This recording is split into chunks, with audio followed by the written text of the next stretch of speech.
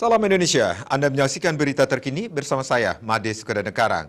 Pemirsa, RSUP Sanglah kembali mendapat pasokan oksigen O2 untuk penanganan pasien COVID-19 pada 28 Juli 2021.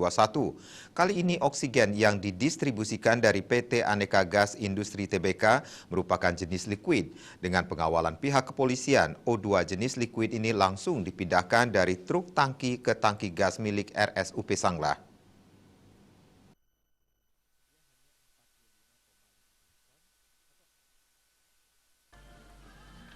Dirut RSUP Sanglah, Dr. Iwayan Sudana MKes mengatakan RSUP Sanglah saat ini memiliki 2 tangki dengan total kapasitas sekitar 25 ton. Kebutuhan O2 di RSUP Sanglah perharinya sebanyak 7-8 ton untuk jenis liquid. Sedangkan untuk oksigen tabung kebutuhan per hari sekitar 40 tabung.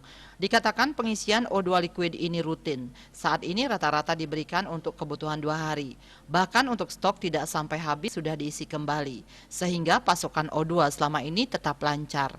Kebutuhan O2 untuk RSUP Sanglah selalu dipenuhi oleh Satgas Provinsi. Sebelum habis diisi lagi sehingga tidak sampai kurang.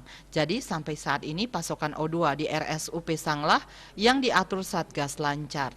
Yudi Karnaidi, Bali Pos melaporkan. Untuk mencegah penyebaran COVID-19, ingat pesan Ibu selalu terapkan 3M, wajib memakai masker, mencuci tangan, menjaga jarak, serta hindari kerumunan. Dengan penerapan perilaku 3M, Indonesia segera terbebas virus corona menuju Indonesia maju. Update terus informasi Anda dengan subscribe dan like YouTube channel Bali TV @newsbalitv. Tetaplah bersama Bali TV. Salam Indonesia.